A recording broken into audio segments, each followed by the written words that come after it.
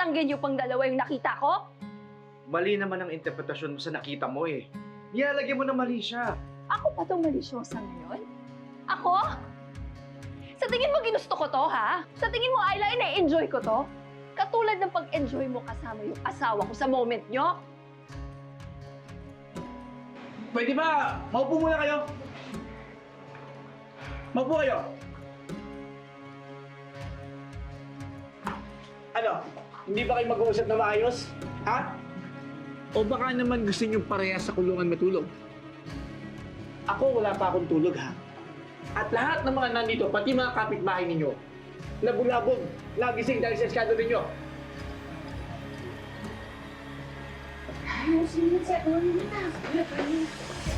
Uy, di ba siya yun, yung abogado? Magandang gabi ho, Kap. Attorney. Magandang gabi rin po, Attorney Liliet Matias. Hindi niyo na po kailangan magpakilala. Sa katunayan nga po, isa ako sa mga tagahanga ninyo at aliw na aliw din po kami sa inyo. Ganun ka lang naman talaga, Lilet. Para kang isang magic trick na hinangaan at kinaaliwan ng mga tao sandali. But the truth is, hindi naman talaga sila naniniwala sa'yo. Ang cute-cute niyo po, Atty. Matias. Idol! Idol! Eh, bakit naman ho kayo naaaliw sa akin? Eh, hindi naman ho ako nandito para magdala ng magic trick sa inyo. I'm here as the legal counsel of Mr. Samson Guerrero. At hindi na po muna siya magsasalita. He'd like to exercise his right against self-incrimination. Kapal talaga ng mukha mo. Ikaw pa itong may lakas ng loob kumuha ng abogado. Feliz, pinoprotektahan ko lang yung sarili ko. Yun na nga yung problema eh. Sarili mo lang ang iniisip mo. Eh ako? Ha? Naisip mo ba ako? Naisip mo ba yung relasyon natin? Yan ang gusto ko munang tumbukin natin sa ngayon. Hindi ito nangangailangan ng certificate to file action. Pwede na itong dumiretso sa kasong concubinage. O kaya Bausi case. Pero siguro naman, pwede nyo pa rin pag-usapan to, di ba? Alang-alang na lang sa pinagsamahan ninyo. Alang-alang sa pamilya ninyo. Di ba po pwedeng sa loob ng pamamahay nyo nalang ayusin to? Alang-alang sa anak niyo.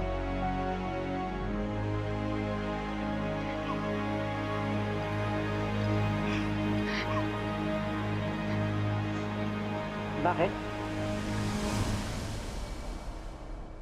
Wala ko kami, anak.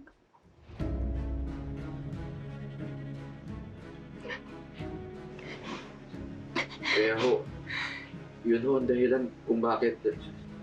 Uy, sinabi mo hindi ka naman magsasalita.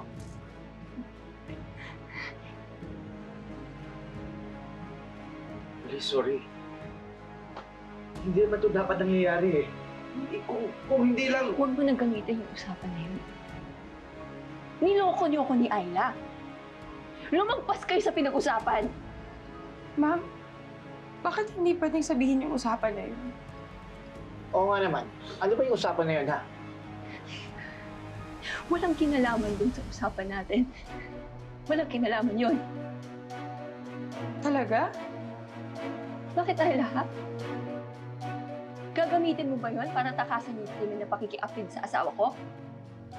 Wala kami ganun kasalanan. Kung paano mo unang ginamit yun para agawin yung asawa ko? Hindi ko siya inagaw. Ginagawa ko lang yung trabaho ko bilang baby maker nyo.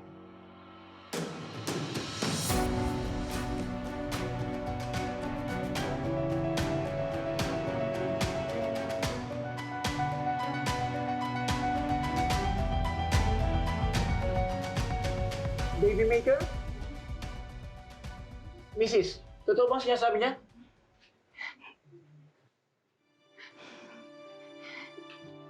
Mrs., sumagot naman kayo. Anong oras na oh? Magpatulog naman kayo. Mrs., uulitin ko ang tanong. Totoo ba na may napag-usapan kayo na gawing baby maker ang babaeng to? Totoo po, Kap. Dahil baog po siya. Ano? Ano sinabi mo? Dahil boog ako? Pwede niyo na akong lokohin? Ilang beses kong tinangging maniwala sa lahat na nagsumbong sa akin. Ako na lang nga atang hindi naniniwala na kaya yung gawin sa akin to eh. Ayokong maniwala na kayang gawin sa akin to ng asawa ko na mahal ko ng buong buhay at pagkatao ko. Dahil ayokong maniwala na ito pala igaganti sa akin ng isang taong hindi ko na tinuring iba. Mula pa nung estudyante siya hanggang sa naging kasabay namin. Tinulak niyo ako eh! Lagpas sa hangganan ng kabaitan ko! Tinulak niyo ako! Kung di naman po pala kailangan yung certificate to file action na yan, tapusin na natin yung usapan na to. Huwag na huwag kayong magpapakita sa bahay. Sa korte na tayo magkita-kita. Bilis!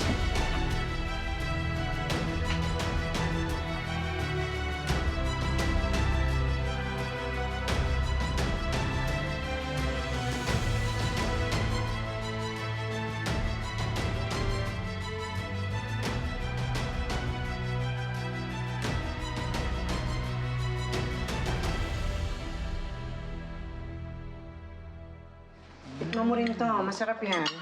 Masarap.